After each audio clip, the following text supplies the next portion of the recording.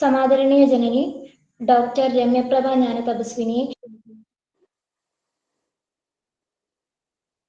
ഓം ശ്രീ കരുണാകര ഗുരു പരബ്രഹ്മണേ നമഃ.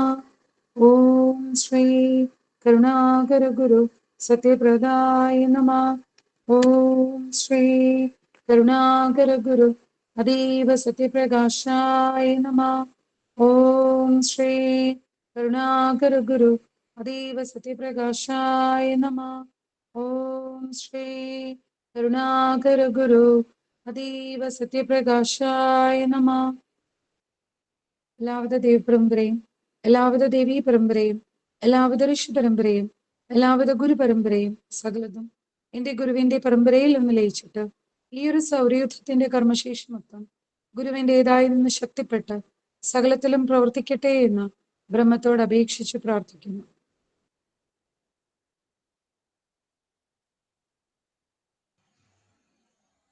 ഗുരുപാദ വന്ദനത്തിനായി ബ്രഹ്മചാരി വന്ദന നെസ്സിനെ ക്ഷണിക്കുന്നു. വന്ദനം ഗുരുവന്ദനം തവ പാദ പങ്കജ വന്ദനം. വന്ദനം ഗുരുവന്ദനം തവ പാദ പങ്കജ വന്ദനം.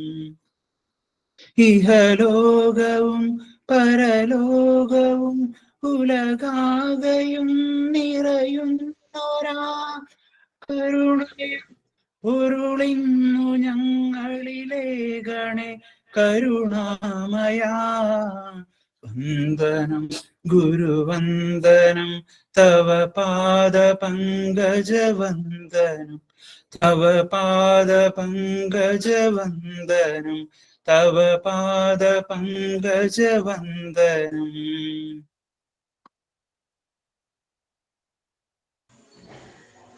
ഗുരുവാണി വായിക്കുന്നതിനായി ബ്രഹ്മചാരിണി ഗുരുവന്ദനയെ ക്ഷണിക്കുന്നു. ഓം സദ്ഗുരുവേ ശരണം. ഗുരുവാണി. ഒരു ലക്ഷ്യത്തിൽ ത്യാഗത്തിലൂടെ മുന്നോട്ട് പോകുമ്പോൾ അതിൻ്റെതായ എല്ലാ അറിവുകളും നമ്മൾ നേടിയിരിക്കണം. ആ അറിവ് എന്താണ്? അതെന്തിനു വേണ്ടിയാണ്? മനുഷ്യ മനസ്സിൽ അഹന്ത കുടികൊള്ളുന്നു. അപ്പോൾ ആദ്യമായി വേണ്ടത് അജ്ഞതയുടെ ദൂരീകരണമാണ്. അതേ വിജയത്തിലേക്ക് നയിക്കുകയുള്ളൂ. അതിനെന്താണ് വേണ്ടത്? മഹത്തുക്കളുടെ ജീവിത വീക്ഷണം നമ്മൾ മനസ്സിലാക്കണം. അതേപ്പറ്റി ചിന്തിക്കണം. പിന്നീട് പ്രാവർത്തികമാക്കാൻ ശ്രമിക്കണം.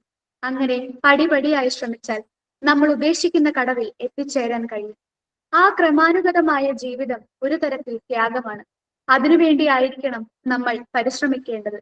അതിനുള്ള പ്രയോജനങ്ങൾ എന്താണെന്ന് ഒരുപക്ഷെ നിങ്ങളിൽ പലരും അറിയാൻ ശ്രമിക്കുന്നുണ്ടാകും. ഒന്നാമത്, നമ്മുടെ കർമ്മബന്ധങ്ങളിൽ നിന്നുള്ള മുക്തി. അത് ഈശ്വരങ്കിൽ ലയിക്കുവാൻ ഇടയാക്കുന്നു. മറ്റൊന്ന്, ജീവിതത്തിന്റെ സംതൃപ്തി. ഇത് രണ്ടും നമ്മൾക്ക് കരഗതമാകും. അതിലൂടെ നമ്മൾ അഭൗമമായ പരമപദത്തിലേക്ക് ആനയിക്കപ്പെടും. അതിൽ പരം ഒരു മനുഷ്യജന്മത്തിന് എന്താണ് വേണ്ടത്? സദ്ഗുരുവേശ്വരൻ.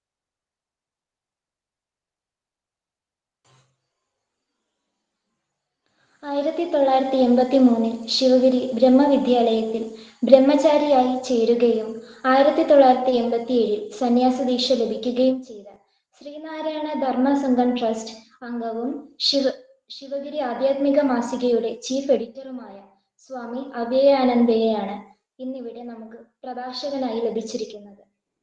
ചേർത്തല വയലാർ സ്വദേശിയായ അദ്ദേഹം നിരവധി ഗ്രന്ഥങ്ങൾ രചിച്ചിട്ടുണ്ട്. എഴുത്തും വായനയും തന്റെ ഊർജമായി കാണുന്ന സ്വാമി നിരവധി സാഹിത്യകാരന്മാരുമായി ആത്മബന്ധം കാത്തു സൂക്ഷിക്കുന്നു. ചെമ്പഴന്തി ഉൾപ്പെടെയുള്ള നിരവധി ആശ്രമങ്ങളിൽ സ്വാമി ചുമതല വഹിച്ചിട്ടുണ്ട്. ശാന്തിഗിരി ആശ്രമത്തിൽ സന്ദർശനം നടത്തിയ കാര്യം ഏറെ സന്തോഷത്തോടു കൂടിയാണ് അദ്ദേഹം ഓർക്കുന്നത്. അടുത്തിടെ സപ്തതിയിലെത്തിയ അഭയാനന്ദ സ്വാമിയെ ഏറെ ആദരവോടെ പ്രഭാഷണത്തിനായി ക്ഷണിക്കുന്നു.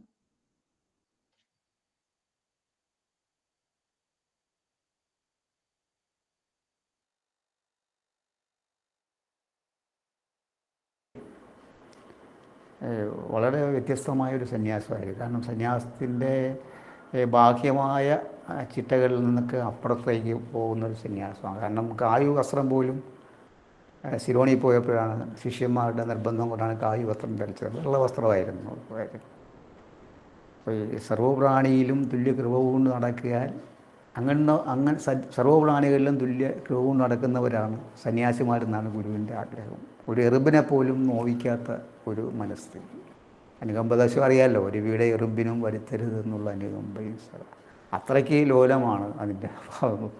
അപ്പോൾ അത് വല്ലാത്തൊരു ഇതാണ്. അപ്പോൾ ഒരു എറുമ്പിന് പോലും നോവരുതെന്നുള്ള മനസ്സുള്ള എന്നാൽ ഒരു പവിത്രമായ വിശുദ്ധമായ മനസ്സുള്ള എൻ്റെ ഉടയവനായിരുന്നു ശ്രീനാരായണ ഗുരു. അതുകൊണ്ട് തന്നെയാണ് ഗുരുവിനെ ഇന്നിപ്പോൾ ഇത്രയും കാലം ഇത്രയേറെ പോയതിന് ശേഷവും ഇന്ന് പേർത്തും ലോകം മുഴുവൻ ആരാധിച്ചുകൊണ്ടിരിക്കുന്നത്. ആ ഒറ്റ ഒരു കാര്യം മാത്രം. സർവ്വ പ്രാണികളിലും തുല്യ കൃപ. അത് നമുക്കൊന്നും നടക്കുന്ന കാര്യമില്ല, നമ്മളെ കൊണ്ടൊന്നും പറ്റുന്ന കാര്യമില്ല. നടന്നു പോകുമ്പോൾ തന്നെ നമ്മുടെ ചവിട്ടയിൽപ്പെട്ട് എത്ര എറുമ്പുകൾ മരിക്കും. പക്ഷെ അതൊന്നും അല്ല, അതിനപ്പുറം അതിൽ ആണ് ഒരു വീട് എറുമ്പിന് പോലും വരുത്തരുതേ എന്നുള്ള ചിന്തയാണ് നമുക്ക്. അപ്പോൾ ആ ഒരു ലോലഭാവം ഗുരുവിൻ്റെ മനസ്സിലുണ്ടായിരുന്നു. ഗുരുവിൻ്റെ സന്യാസത്തിൻ്റെ അടിത്തറയെന്ന് പറഞ്ഞാൽ അനുകമ്പയാണ്, അതിനപ്പുറത്തൊന്നുമില്ല. കാരുണ്യം. അത് കരുണാകര നൽകുക ഉള്ളിൽ, കരുണ നിറഞ്ഞ സൗന്ദര്യമേ എന്നാണ് കരുണാകര നൽകുക നിന്റെ തിരുമൈ വിട്ടകലാതെ ചിന്തയുമെന്നാണ്. എപ്പോഴും ആ ഒരു ഭാവം എന്നിലുണ്ടാവണമേ എന്നുള്ളതാണ്. അതുകൊണ്ടാണ് ലോകം ഇത്രയേറെ കാലം ഗുരു സമാധിയായിട്ട് 97 വർഷം ആകാൻ പോകുന്ന സമയത്ത് പോലും ഗുരുവിനെ നാമം ഉച്ചരിക്കാത്ത ഒരു പകലോ ഒരു രാത്രിയോ പോലും ഭൂമുഖത്തുണ്ടാവില്ല. എവിടെയൊക്കെ ഉണ്ടൊരു മനുഷ്യൻ അവിടെയെല്ലാം ഗുരുവിനെ കുറിച്ച് ഇങ്ങനെ ഓർത്തും പ്രവർത്തിച്ചും ഒക്കെ ഇരിക്കുന്നു. സ്വന്തമായിട്ട് ഗുരു അങ്ങനെ ആരും ഇവിടെ സന്യാസം ഗുരു കൊടുത്തിട്ടില്ല. ആരും പക്ഷേ ഗുരുക്കന്മാരാരും സന്യാസം കൊടുത്തിട്ടില്ല. സന്യാസത്തെക്കുറിച്ച് പറയുമ്പോൾ ബ്രിട്ടീഷുകാരാണ് നമുക്ക് സന്യാസം തന്നതെന്ന് ഗുരുദേവൻ പറഞ്ഞിട്ടുണ്ട്. ബ്രിട്ടീഷുകാരാണ് നമുക്ക് സന്യാസം തന്നത്. അതിൻ്റെ ഫലിതം നമുക്ക് മനസ്സിലാകുമല്ലോ അല്ലേ? അതായത് അപ്പോൾ അതാണ്. അപ്പോൾ അങ്ങനെ ശിഷ്യന്മാരുടെ നിർബന്ധം കൊണ്ട് പിന്നെ കാവ്യവസ്ത്രം അടയാളമൊന്നുള്ളതല്ല. അല്ലെങ്കിൽ ഗുരു ജന്മന തന്നെ വിരക്തനായിരുന്നു. ആരാണ് സന്യാസം തന്നത് ചോദിച്ചാൽ ബ്രിട്ടീഷുകാരാണ് നമുക്ക് സന്യാസം തന്നെന്ന് പറഞ്ഞ് മനസ്സിലായില്ല. അതിൻ്റെ ധ്വനി മനസ്സിലായില്ലേ? ബോധാനന്ദ സ്വാമിനെ അനന്തരഗാമിയായിട്ടാണല്ലോ അഭിഷേകം ചെയ്തത്. അവസാനം ഗുരു സമാധിയായതിൻ്റെ 4-ാം പക്കം ബോധാനന്ദ സ്വാമി സമാധിയായി. അപ്പോൾ അങ്ങനെയൊക്കെയാണ്. അപ്പോൾ അതിന് ആത്മാവിൻ്റെ ഒരു വല്ലാത്തൊരു ഇതാണത്. ആത്മാവിന് മരണമില്ലല്ലോ, എല്ലാവരും മരിക്കുന്നുമില്ല. അപ്പം നമ്മൾ മരണമെന്ന് പറഞ്ഞു കഴിഞ്ഞാൽ അത് കേവലമായൊരു ഇതാണ് മാത്രം. നാം ശരീരമല്ല അറിവാകുന്നു, ശരീരമുണ്ടാകുന്നതിലും അറിവായി നാം ഉണ്ടായിരുന്നു. ഇനി ഇതൊക്കെ ഇല്ലാതെ പോയാലും നാം ഇപ്രകാരം പ്രകാശിച്ചുകൊണ്ട് തന്നെ ഇരിക്കുമെന്നാണ് ഗദ്യപ്രാർത്ഥനയിൽ പറയുന്നത്. അതന്നെ അടിസ്ഥാനമായിട്ടുള്ളത്. കാരണം ഒരു മനുഷ്യനൂടെ മരിക്കുന്നില്ല. സത്യം നമ്മൾ ആലോചിച്ച് നോക്കിയാൽ ആരെങ്കിലും മരണം.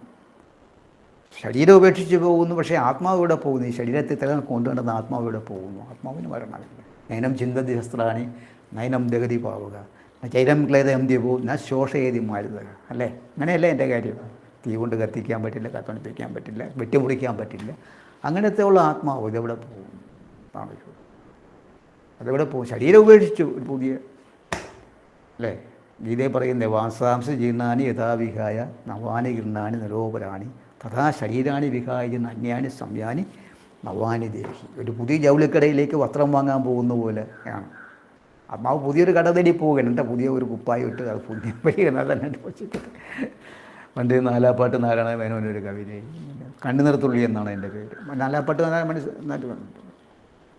അതിൽ പറയുന്നുണ്ട്, എൻ്റെ ഈ നിശ്വാസം എടുത്തു വേണം പാഴ്പുല്ലുകളിൽ കൊച്ചു ഞരമ്പ് തീർപ്പാൻ. എൻ്റെ ഈ നിശ്വാസം എടുത്തു വേണം പാഴ്പുല്ലുകളിൽ കൊച്ചു ഞരമ്പ് തീർപ്പാൻ. എത്രയോ ഭാവോജ്വലമായ വരികളാണ്.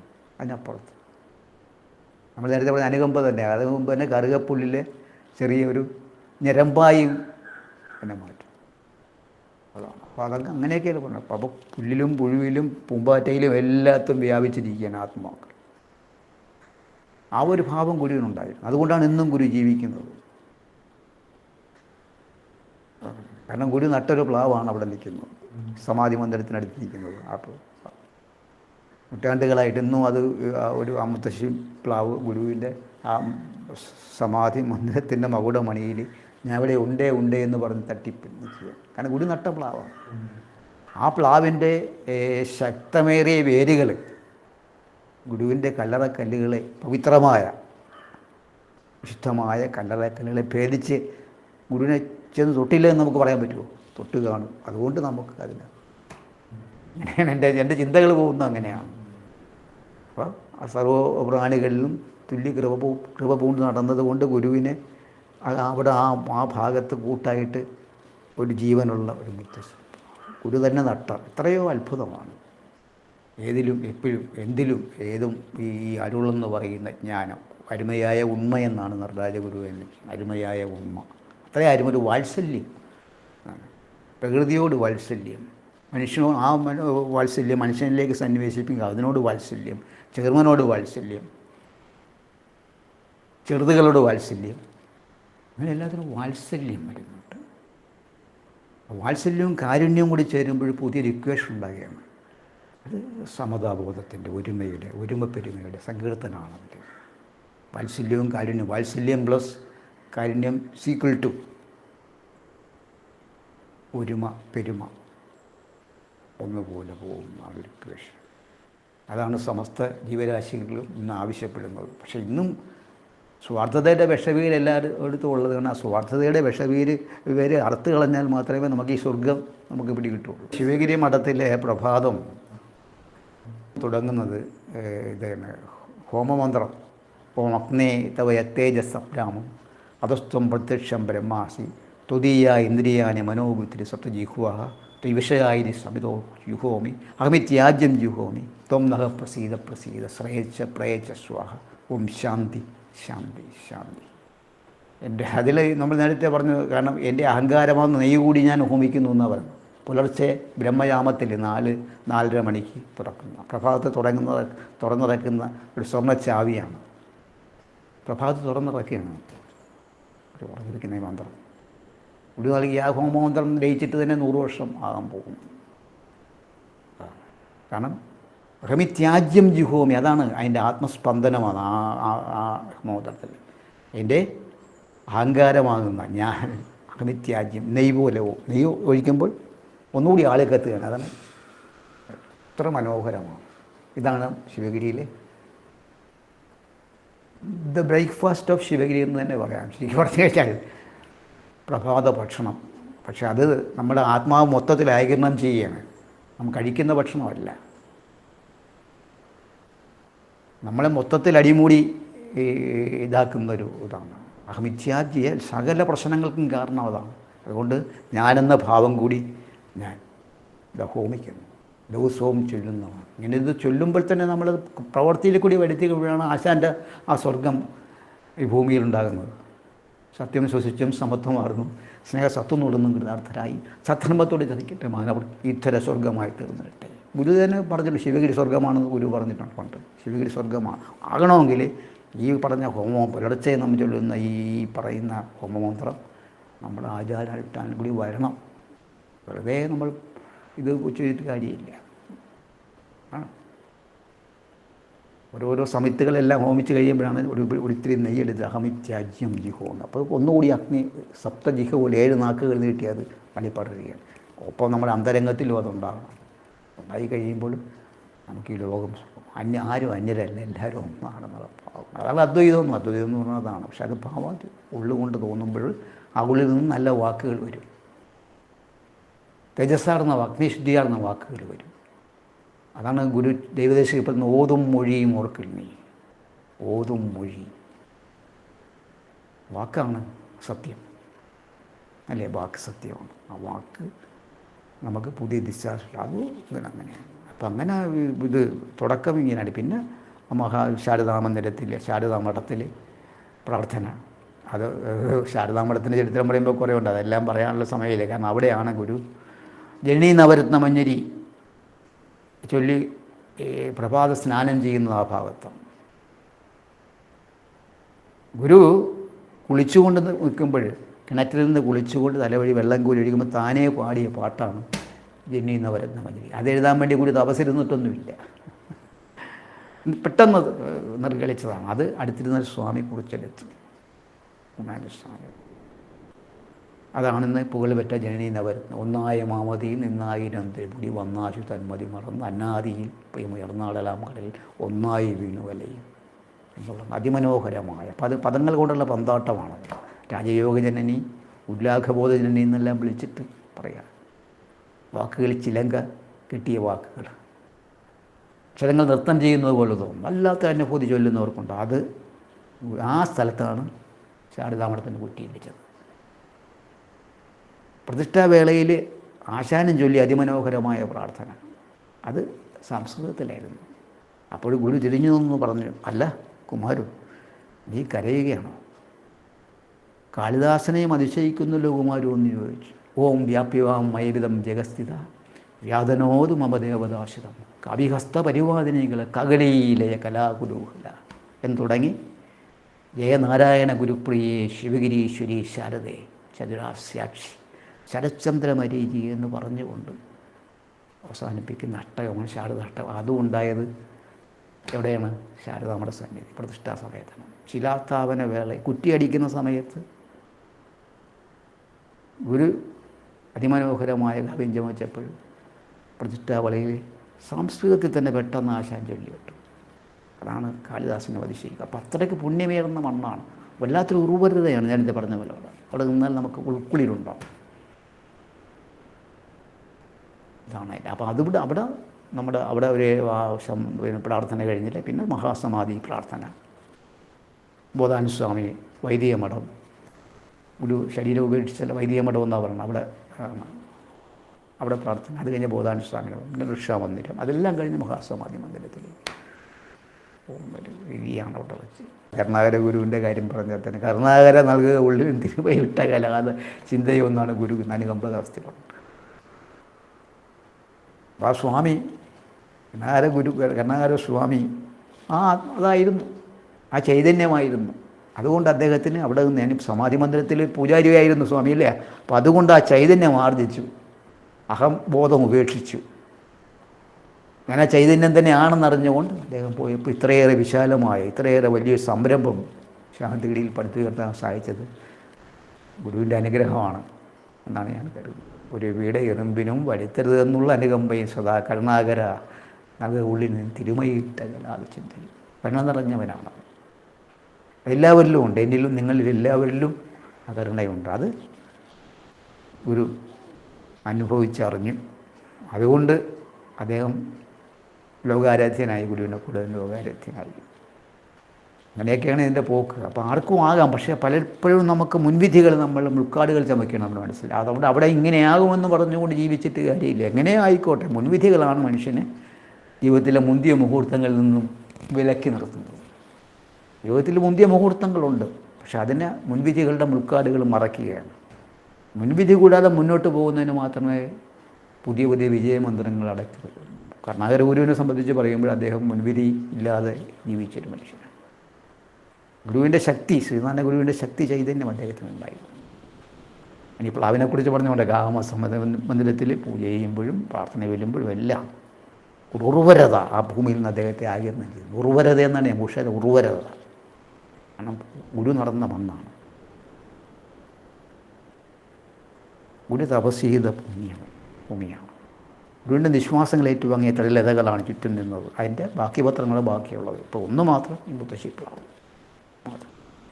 അതാണ് ആദ്യം നമ്മൾ അതിനെ വന്ദിക്കുക. ജീവനുള്ളതാണ്, അതിലുള്ളവനാണ് ജീവി എന്ന് ഒരു വെട്ടിയിടുക ഈ നവാക്ഷരി എന്നാണ് ശ്രീനാരായണ ഗുരു പറഞ്ഞത്. ഒറ്റ മന്ത്രം മാത്രം, ഒരു നൂറ്റാണ്ടുകൾക്ക് പോലും മാർഗദർശകമാകുന്നൊരു വലിയ മന്ത്രം. അതിനപ്പുറത്തൊരു മന്ത്രമില്ല, 9 അക്ഷര മന്ത്രം. അതിലുള്ളവനാണ് ജീവി. അത് നമ്മൾ നേരത്തെ പറഞ്ഞ കാരുണ്യമാണ് എന്നെ ഭരിക്കുന്നത്. അതാണ്. അതിനെ ആ മന്ത്രത്തെ മാറ്റി മറ്റൊരു മന്ത്രം വരാം. ഓം നമഃ ശിവായ, ഓം നമോ നാരായണായ എന്നെല്ലാ മന്ത്രത്തിനൊക്കെ അപ്പുറം ഈ 9 അക്ഷര മന്ത്രം വരും നൂറ്റാണ്ടുകൾക്ക് പോലും മാർഗദർശനമാകും. അതാണ് എന്നാണ് എനിക്ക് തോന്നുന്നത്. സയൻസിൻ്റെ ലോകം പോലും ഗുരുവിൻ്റെ ഈ അരുളുള്ളവനാണ് ജീവി എന്നുള്ളത് ആ മന്ത്രം. അതിനപ്പുറത്തൊരു ദർശനം ലോകത്തിന് കാഴ്ചവെക്കാനില്ല. നമ്മൾ നേരത്തെ പറഞ്ഞ കാരുണ്യം തന്നെയാണ് അതിൻ്റെയും അടിസ്ഥാനമായിട്ട് ഉള്ളത്. അതിനപ്പുറത്തൊന്നുമില്ല. നമസ്കാരം.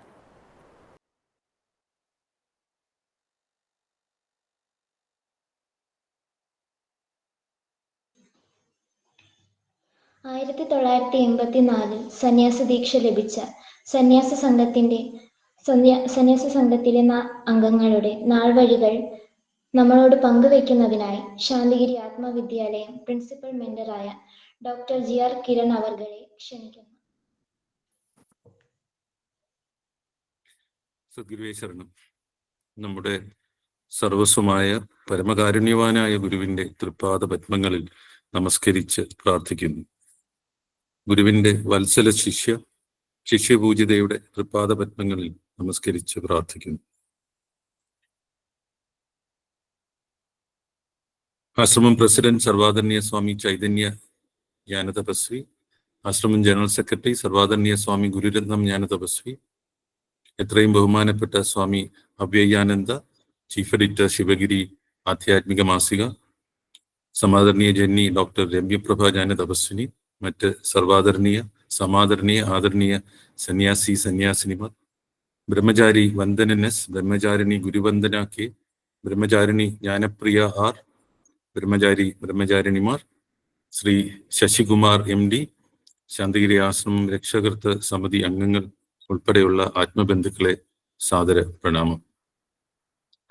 ഇന്ന് പ്രഭാഷണം നടത്തിയ സ്വാമി പറഞ്ഞെടുത്ത് നിന്ന് തുടങ്ങാൻ ഞാൻ ആഗ്രഹിക്കുന്നു. അദ്ദേഹം ഒരു വാക്ക് പറഞ്ഞു, വാക്കാണ് സത്യം. അത് മുഴുമിപ്പിക്കാൻ ഞാൻ ഗുരുവിനോട് പ്രാർത്ഥിക്കുന്നു. വാക്കാണ് സത്യം, സത്യമാണ് ഗുരു, ഗുരുവാണ് ദൈവം.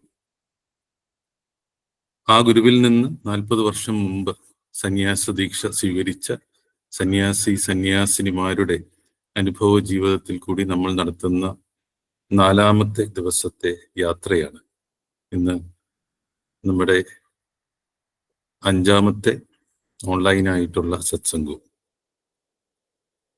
തിരുവനന്തപുരം ജില്ലയിലെ കിളിമാനൂർ ശ്രീ ഗോപാലൻ നളിനി ദമ്പതികളുടെ മകനായിരുന്നു ശ്രീ വിജയൻ. യൗവന കാലഘട്ടത്തിൽ ഒരിക്കൽ വിജയൻ കല്ലാറുള്ള തന്റെ ബന്ധുവിനെ സന്ദർശിക്കാനായി അവിടേക്ക് യാത്ര തിരിച്ചു. കല്ലാറ്റിലെ പ്രകൃതി സൗന്ദര്യവും കാലാവസ്ഥയും എല്ലാം ആ യുവാവിന് നന്നേ ഇഷ്ടപ്പെട്ടു. അവിടെ തന്നെ വിവിധ കൃഷിപ്പണികൾ ചെയ്ത് പണം സമ്പാദിച്ച വിജയൻ കല്ലാറ്റിൽ സ്വന്തമായി കുറച്ച് ഭൂമി വാങ്ങി.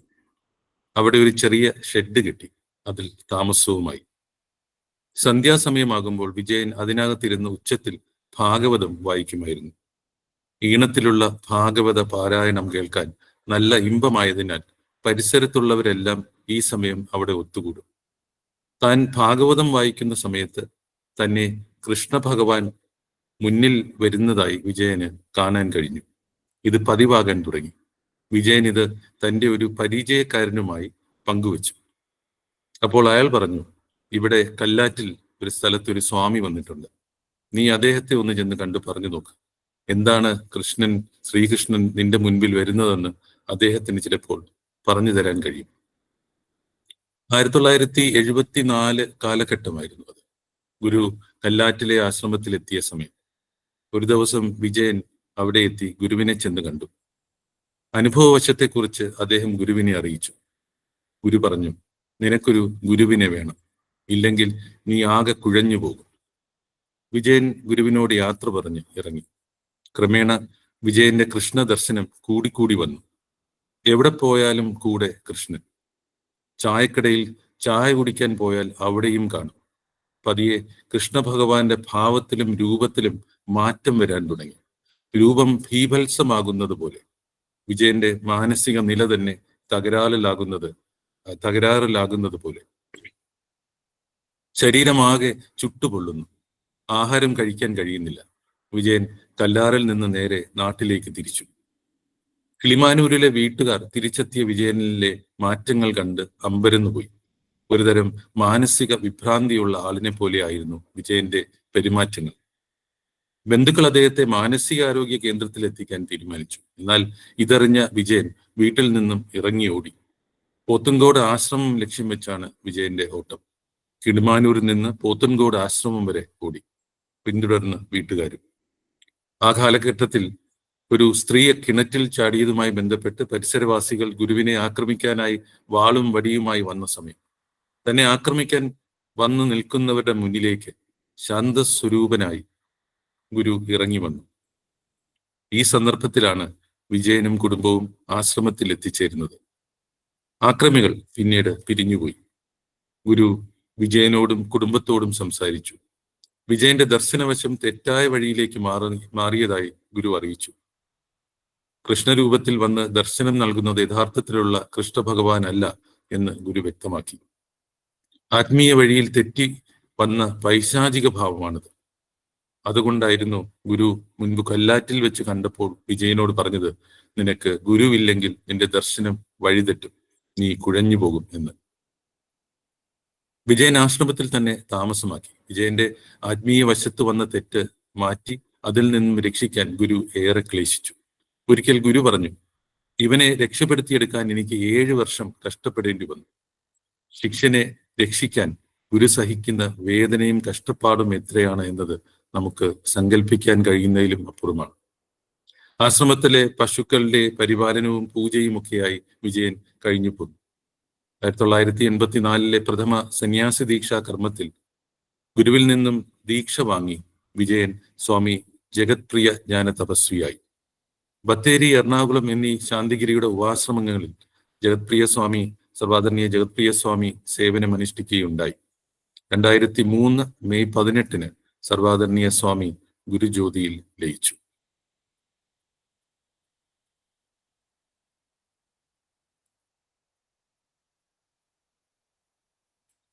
പോത്തൻകോട് ആശ്രമത്തിന്റെ സമീപ പ്രദേശത്തുള്ള ശ്രീ ദാമോദരൻ ഭവാനി ദമ്പതികളുടെ 5ാമത്തെ മകളായിരുന്നു ശ്യാമള. ആശ്രമത്തിന്റെ ആദ്യ നാളുകൾ. അന്ന് ഗുരുവിനോടൊപ്പം അധികം ആളുകളൊന്നും ഇല്ല. ശ്യാമള തന്റെ അമ്മൂമ്മയോടൊപ്പം സ്ഥിരമായി ആശ്രമത്തിൽ എത്തുമായിരുന്നു. അന്ന് 4ാം ക്ലാസ്സിൽ പഠിക്കുകയാണ്. ശ്യാമളയ്ക്ക് ഗുരുവിനോടും ആശ്രമത്തോടും വല്ലാത്തൊരു സ്നേഹവും അടുപ്പവും ആയി കഴിഞ്ഞിരുന്നു. സ്കൂൾ വിട്ട് കഴിഞ്ഞ് വീട്ടിലെത്തിയാൽ അവൾ കുളി കഴിഞ്ഞ് ഒറ്റ ഓട്ടമാണ് ആശ്രമത്തിലേക്ക്. ആശ്രമ പരിസരം മുഴുവൻ തൂത്ത് വൃത്തിയാക്കണം. ഈ ചിന്തയാണ് അവളുടെ മനസ്സ് നിറയെ. ഒരിക്കൽ കൊച്ചു ശ്യാമള ആശ്രമമുറ്റം തൂത്തുകൊണ്ടിരിക്കുന്ന നേരം ഗുരു അവിടെ എത്തി. എന്നിട്ട് കുട്ടിയോടായി പറഞ്ഞു, നീ ചെയ്യുന്നത് ചെറിയ കർമ്മമാണെന്ന് വിചാരിക്കരുത് കുഞ്ഞെ. നിന്റെ പ്രായത്തിലുള്ളവർക്കാർക്കും ചെയ്യാൻ തോന്നാത്ത ഒരു വലിയ കർമ്മമാണിത്. ഓരോ ഈർക്കിലിനും 1000 പേര് വന്ന് ഈ കർമ്മം ചെയ്തെടുക്കണമെന്ന സങ്കല്പത്തോടെ വേണം മോളിത് ചെയ്യാൻ. ശ്യാമളയ്ക്ക് ഇത് കേട്ട് വളരെ സന്തോഷമായി. എന്നും അവൾ ആശ്രമത്തിലേക്ക് ഓടിയെത്തി തന്റെ കർമ്മം വൃത്തിയായി കൃത്യനിഷ്ഠയോടുകൂടി ചെയ്തു പോകും. ഒന്നും അറിയില്ല എങ്കിലും ആ പെൺകുട്ടിക്ക് ഗുരുവിന്റെ കൂടെ സദാ കഴിയണമെന്ന ആഗ്രഹമാണ് എപ്പോഴും. കുട്ടിയിടയ്ക്ക് ഗുരുവിനോട് ചോദിക്കും, അപ്പാ ഞാനും ഇവിടെ നിന്നോട്ടെ, എനിക്ക് വീട്ടിൽ പോകണ്ട. അപ്പോൾ ഗുരു പറഞ്ഞു, കുഞ്ഞെ, നീ കൊച്ചുകുട്ടിയല്ലേ, ജീവിതത്തെക്കുറിച്ച് ചിന്തിക്കാറായില്ല. ഈ ജീവിതം വളരെ പ്രയാസമുള്ളതാണ്. ഒരു 15 വയസ്സ് കഴിയട്ടെ, അപ്പോൾ തീരുമാനിക്കാം. വർഷങ്ങൾ നീങ്ങി. ശ്യാമള 10ാം ക്ലാസ് പരീക്ഷ കഴിഞ്ഞിരിക്കുകയാണ്. പരീക്ഷ കഴിഞ്ഞ് വീട്ടിലെത്തിയ അവൾ അമ്മയോട് പറഞ്ഞു, ഇനി ഞാൻ ആശ്രമത്തിൽ ഗുരുവിനടുത്ത് സ്ഥിരമായി നിൽക്കാൻ പോവുകയാണ്. അമ്മയ്ക്കത് സമ്മതമല്ല എന്നവർക്ക് മനസ്സിലായി. അത് വലിയ കാര്യമാക്കാതെ അവർ തന്റെ വസ്ത്രങ്ങളെടുത്ത് ആശ്രമത്തിലേക്ക് തിരിച്ചു. അന്നു മുതൽ അവരുടെ ആശ്രമ ജീവിതം ആരംഭിച്ചു. ഒരു ദിവസം ഗുരു അവളോട് പറഞ്ഞു, നീ 10ാം ക്ലാസ് കഴിഞ്ഞില്ലേ, നമുക്കിവിടെ ശാന്തിഗിരി വിദ്യാഭവനിലെ കുട്ടികളെ നോക്കാനും പഠിപ്പിക്കാനും ഒക്കെയായി നീ അവരോടൊപ്പം നിൽക്ക്. ശ്യാമള ഞെട്ടിപ്പോയി. ഞാനും കുട്ടിയല്ലേ, ഗുരു എന്നെ മോളെ എന്നല്ലേ വിളിക്കുന്നത്, പിന്നെ ഞാൻ കുട്ടികളുടെ ചുമതല നോക്കുന്നത് എങ്ങനെ? അവൾ തന്റെ സംശയം ഗുരുവിനോട് ചോദിച്ചു. ഗുരു ചിരിച്ചുകൊണ്ട് പറഞ്ഞു, സാരമില്ല, നിനക്കിനി കുറെ കുട്ടികളുടെ അമ്മയാകാം. അന്നു മുതൽ ശ്യാമള വിദ്യാഭവൻ ഹോസ്റ്റലിലെ കുട്ടികൾക്കൊപ്പമായി. ആശ്രമത്തിലെ മറ്റു കർമ്മങ്ങളിലും വ്യാപൃതയായി. ഗുരുവിന്റെ സ്നേഹം ആവോളം അനുഭവിക്കാനുള്ള ഭാഗ്യം ശ്യാമളയ്ക്ക് ലഭിച്ചു. വീട്ടുകാരിൽ നിന്നെല്ലാം എതിർപ്പുണ്ടായിരുന്നെങ്കിലും ശ്യാമളയും സഹോദരൻ ശ്രീ തങ്കപ്പനും ഗുരുവിനെ വിട്ടുപോകാതെ സധൈര്യം മുന്നോട്ടു പോയി. 1984 പ്രഥമ സന്യാസി ദീക്ഷാ വേളയിൽ ഗുരുവിൽ നിന്ന് ദീക്ഷ സ്വീകരിച്ച ശ്യാമള ജനനി വിമല ജ്ഞാന തപസ്വിനി ആയി. ഗുരു ശുശ്രൂഷയും ആശ്രമം അടുക്കളയുടെ ഉത്തരവാദിത്വവും ഉൾപ്പെടെ ആശ്രമത്തിലെ വിവിധങ്ങളായ കർമ്മമേഖലകളിൽ ജനനി സേവനമനുഷ്ഠിച്ചിട്ടുണ്ട്. 2017 ജൂലൈ 14 സർവാദരണീയ ജനനി വിമല ജ്ഞാന തപസ്വിനി ഗുരുജ്യോതിയിൽ ലയിച്ചു.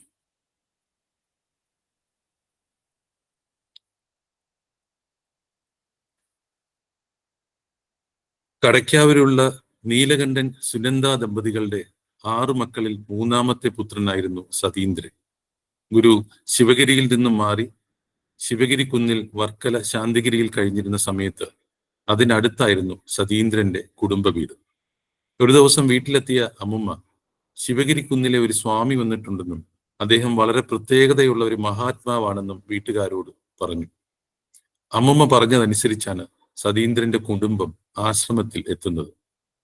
അന്ന് ഗുരുവിന്റെ ചെറുപ്പകാലമാണ്.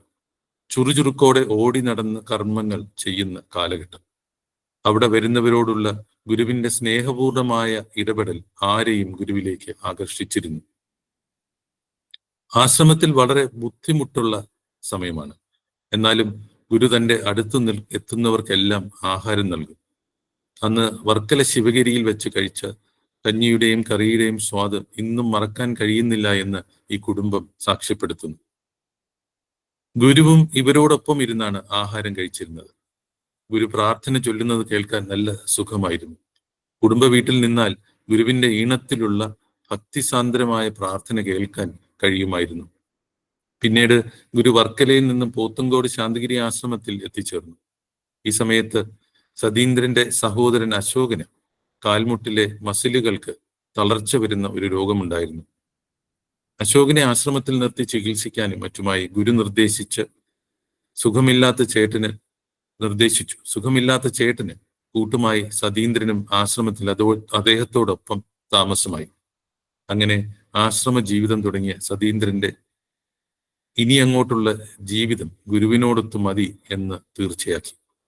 ഗുരു ശുശ്രൂഷയും ആശ്രമ കർമ്മങ്ങളുമായി മുന്നോട്ടു പോയി.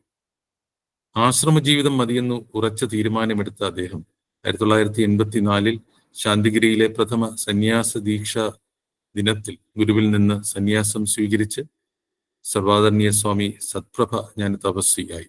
ഇപ്പോൾ സ്വാമി ശാന്തിഗിരി ആശ്രമം കുമിളി ബ്രാഞ്ചിന്റെ ചുമതല വഹിക്കുന്നു. ഗുരുവിൽ നിന്ന് എല്ലാ സ്നേഹകാരുണ്യങ്ങളും സ്വാമിക്ക് ഉണ്ടാകട്ടെ എന്ന് ആത്മാർത്ഥമായി പ്രാർത്ഥിക്കുന്നു. ഗുരുവീട എറുമ്പിനും വരുത്തരുതെന്നുള്ള അനുകമ്പയും സദാ കരുണാകര നൽകുകൊള്ളിൽ നിൻ തിരുമൈ വിട്ടകലാതെ ചിന്തയും. എല്ലാവർക്കും ഗുരുവിന്റെ കാരുണ്യം എല്ലായ്പ്പോഴും ഉണ്ടാകട്ടെ എന്ന് പ്രാർത്ഥിച്ചുകൊണ്ട് ഞാൻ എൻ്റെ വാക്കുകൾ ഗുരുവിന്റെ തൃപ്പാദ പത്മങ്ങളിൽ സമർപ്പിക്കുന്നു. സദ്ഗുരുവേശൻ.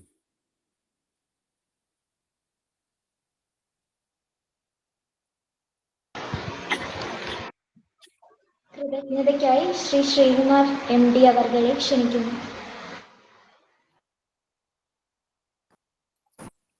ശശികുമാർ സാർ. ഞാൻ വീഡിയോ ഓൺ ആക്കിയിട്ടുണ്ട്. കഴിയാം സാർ, കാണുന്നുണ്ട്.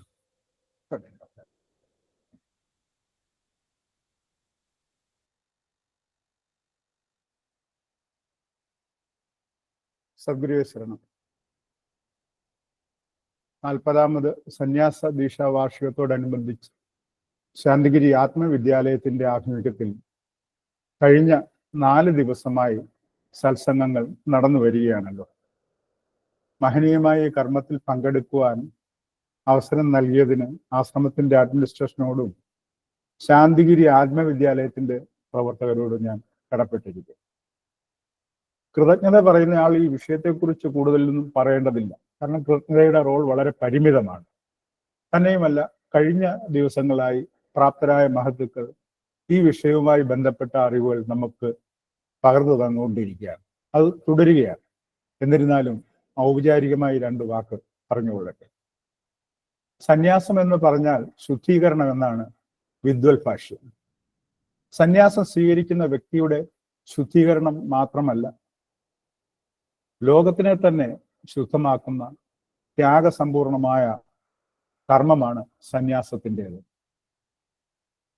ഗുരുവിനെയും ആശ്രമത്തിനെയും ലോകം അറിയാതിരുന്ന കാലത്തും വീട്ടുകാരുടെയും നാട്ടുകാരുടെയും എതിർപ്പുകളെ നിഷ്പ്രഭമാക്കി സന്യാസ ജീവിതം സ്വീകരിച്ച ഒരു പാരമ്പര്യമാണ് ഗുരുധർമ്മ പ്രകാശ് സഭയിലെ അംഗങ്ങളുടെ. ഗുരുധർമ്മ പ്രകാശ് സഭയിൽ ലോകത്തിന്റെ നാനാഭാഗങ്ങളിൽ നിന്നും അനേകർ ഈ ദൗത്യത്തിന്റെ ഭാഗമാകട്ടെ എന്നും തദ്വാര എൻ്റെ ഗുരുവിന്റെ ധർമ്മം ലോകം മൊത്തം നിറയട്ടെ എന്നും പ്രാർത്ഥിച്ചുകൊണ്ട് ഞാൻ കൃതജ്ഞതയിലേക്ക് കിടക്കട്ടെ. സർവാദരണീയ പ്രസിഡന്റ് സ്വാമിജി, സർവാദരണീയ ജനറൽ സെക്രട്ടറി സ്വാമിജി, മുഖ്യ പ്രഭാഷണം നടത്തിയ ആദരണീയ സ്വാമി അവയാനന്ദ, പ്രാർത്ഥന നയിച്ച സർവാദരണീയ doctor Ramyaprabha Jnana Tapaswini, doctor GR Kiran അവറുകൾ, കോർഡിനേറ്റർ ബ്രഹ്മചാരിണി ജ്ഞാനപ്രിയ, ഗുരുപാദ വന്ദനം ആലപിച്ച ബ്രഹ്മചാരി വന്ദനൻ, ഗുരുവാണി വായിച്ച ബ്രഹ്മചാരിണി ഗുരുവന്ദിത, ഗുരുധർമ്മ പ്രകാശ് സഭയുടെ ആദരണീയ സർവധാരണീയ അംഗങ്ങൾ, ബ്രഹ്മചാരിണി അംഗങ്ങൾ, രക്ഷകർത്തൃ സമിതിയിലെ എല്ലാ അംഗങ്ങൾ, ഈ സത്സംഗം കോർഡിനേറ്റ് ചെയ്തവർ, ഇത് വിജയകരമാക്കാൻ പ്രവർത്തിച്ച എല്ലാവരും, അതുപോലെ ഈ സത്സംഗത്തിൽ പങ്കെടുത്ത എല്ലാവർക്കും കൃതജ്ഞത നേർന്നുകൊണ്ട് എൻ്റെ വാക്കുകൾ ഗുരുതൃപാദത്തിൽ സമർപ്പിക്കുന്നു. സദ്ഗുരുവേശ്വരൻ.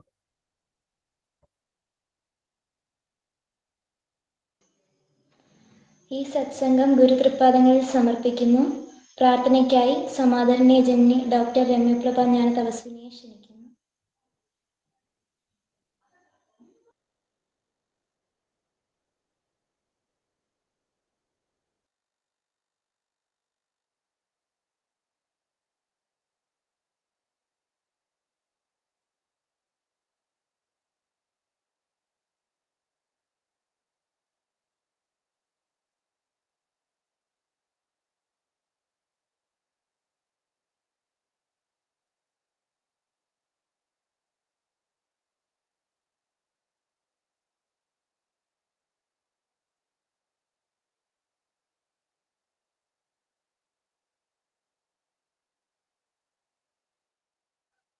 ജനിയെ കിട്ടുന്നില്ല. അങ്ങനെയാണെങ്കിൽ ബ്രഹ്മചാരിണിയെ പ്രാർത്ഥിച്ച് സമർപ്പിക്കാം.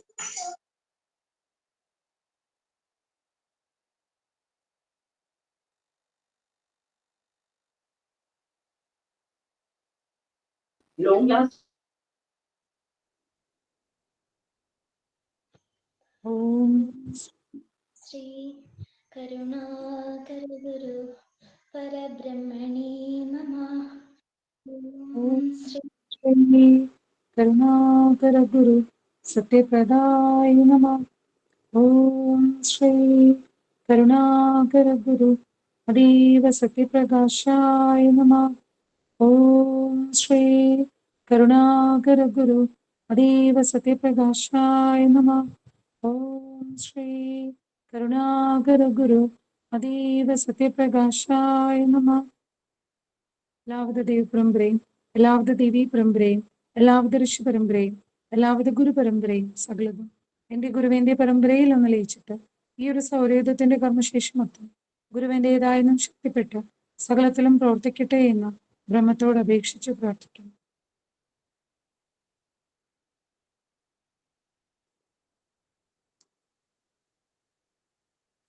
സദ്ഗുരുവേ ശരണം.